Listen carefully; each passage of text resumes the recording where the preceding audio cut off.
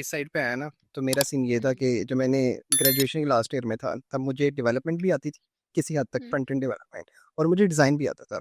और मुझे डिज़ाइन इसलिए आता था कि मैंने फर्स्ट ईयर रिपीट की थी, तो मेरे जो दोस्त थे वो मेरे से 1 साल आगे चले गए थे। मैं हुँ, मैं हुँ। सबसे छोटा था, तो मेरे पेरेंट्स की बड़ी ख्वाहिश थी अच्छे-अच्छे नंबर ले और अच्छा-अच्छा पढ़े, लेकिन वो ख़ैर नहीं हो पाया। लेकिन वही बात है कि उस टाइम पे वो चीज़ें बुरी लगती थी। लेकिन जैसे-जैसे मैं आगे आता गया, लाइक मैं एनसीए गया था टेस्ट देने के लिए आर्किटेक्चर का। हुँ, मैं नहीं जा पाया। मैंने ड्राइंग का टेस्ट पास कर लिया, मेरी ड्राइंग अच्छी थी। जैसे ही मैं इंटरव्यू में हुँ, गया और हुँ। वो बना के बैठे हुए थे। बाहर मुझे एनसीए के कुछ लोग थे, उन्होंने भी बात होते हैं, वो आपको पता है। बुलियिंग वगैरह जो हाँ, रैगिंग हाँ, होती है। मैं हो गया। वो मुझे कहता है इधर आओ। मैंने कहा यार हुँ, मेरा ना इंटरव्यू है। तो कहते हुँ, यार मैं आपका यार नहीं हूँ। ठीक है, मैंने इस तरह की बातें नहीं सुनी थी, मुझे लग रहा था सारे दोस्त हैं, मतलब मैं ना उस टाइप का था। तो ख़ैर हुँ, फिर मैं ख़ैर एक प्राइवेट यूनिवर्सिटी में चला गया, वहाँ से मैंने अपनी जो है तालीम हासिल की।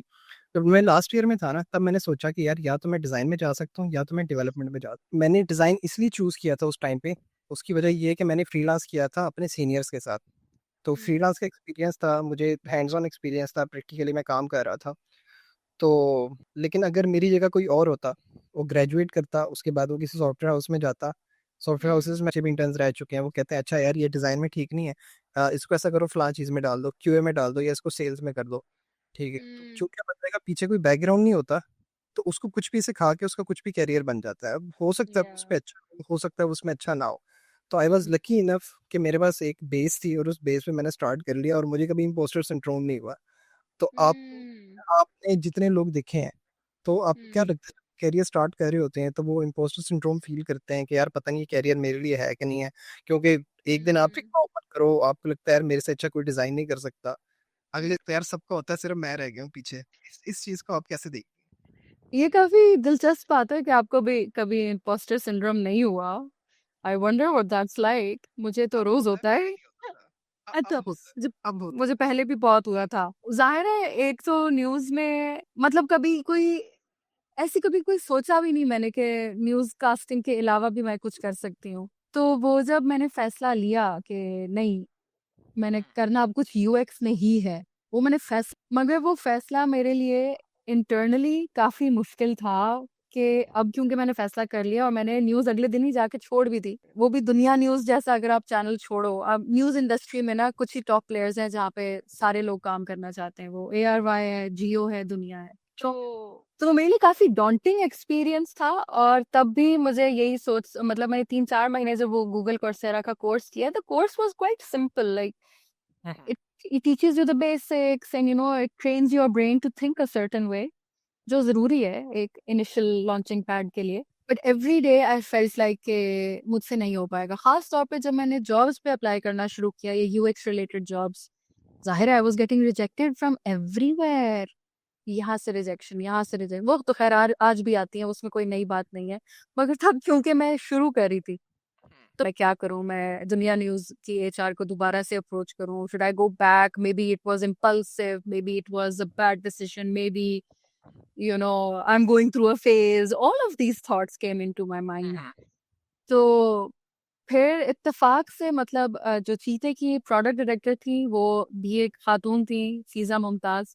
Unfortunately she is not with us anymore. So she gave me a chance and I am very glad that she did. It just takes वो कोट्स नहीं लिखे होते inspirational quotes, it just takes one person to believe in you.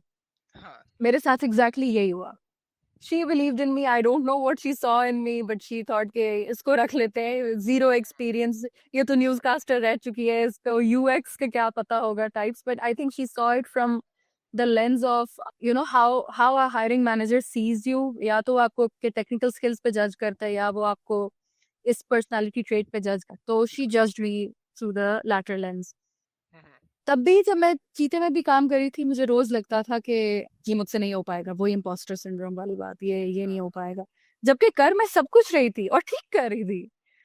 And then I had that bias around me as well कि ये तो खबरें ये क्या कर रही है, but everybody around me was so supportive but there was that bias.